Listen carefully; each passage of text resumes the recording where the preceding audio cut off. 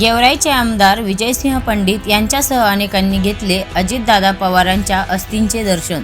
बीड राष्ट्रवादी काँग्रेस पार्टीच्या बीड येथील जिल्हा कार्यालयात आज शोकाकुल वातावरणात स्वर्गीय अजितदादा पवार यांच्या अस्थी दर्शनाचा कार्यक्रम पार पडला।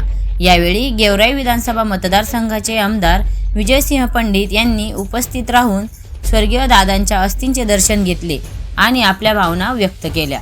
यावेळी केवळ लोकप्रतिनिधीच नव्हे तर जिल्ह्यातील राष्ट्रवादी काँग्रेसचे अनेक वरिष्ठ पदाधिकारी, कार्यकर्ते आणि ज्येष्ठ राजकीय मंडळींनी मोठ्या संख्येने हजेरी लावली होती।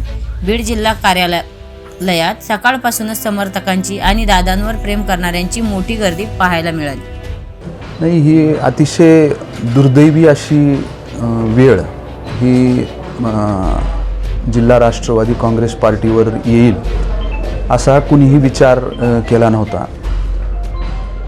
अवघ्या काही दिवसापूर्वी ज्या पक्ष कार्यालयात येऊन दादांनी इथं बीडमधील जे काही केडर आहे, जे पदाधिकारी आहेत, कार्यकर्त्यांना इथं उभा राहून मार्गदर्शन केलं, त्याच ठिकाणी आज दादांच्या अस्थींचं दर्शन इथं करावं लागतं। ही अतिशय दुःखद अशी प्रसंगातून आम्ही सगळेजण यातून जातो।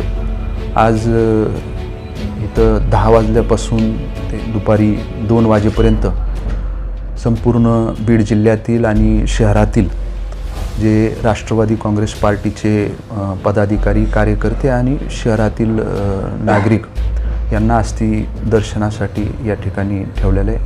2च्या नंतर जे आहे या अस्थी विसर्जनाचा जो काही विधी आहे तो श्री क्षेत्र राक्षस भवन येथे आम्ही सगळेजण जाऊन त्या ठिकाणी विधिवत अस्थी विसर्जन करणार आहोत।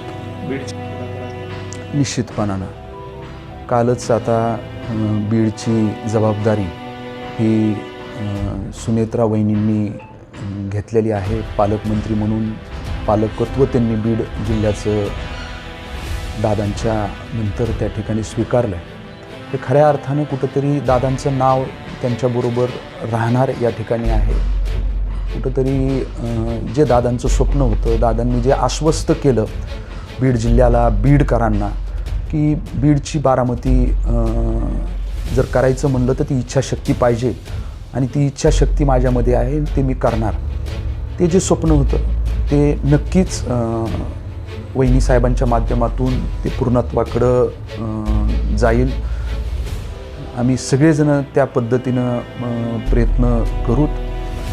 आणि बीड शहरामध्ये दादांनी 1च वर्ष झाले, दादा पालकमंत्री म्हणून जबाबदारी दादांवर आल्यानंतर, त्यांनी जबाबदारी घेतल्यानंतर बीड शहरामध्ये अनेक योजना, बीड जिल्ह्यामध्ये अनेक योजनांच्या माध्यमातून निधी, प्रकल्प हे दादांनी सुरुवात त्याची केलेली आहे। ते पूर्णत्वाकडं तर जाणार आहेत, आम्ही ते नेणार आहोत। परंतु दादांची आठवण ह्या बीडकरांच्या स्मरणात कायम राहिली पाहिजे या दृष्टिकोनातून बीड नगर परिषदेच्या माध्यमातून नगरपालिकेच्या हद्दीमध्ये एक चांगला पूर्णाकृती दादांचा पुतळा आम्ही उभा करण्याचं निश्चित केलेलं आहे।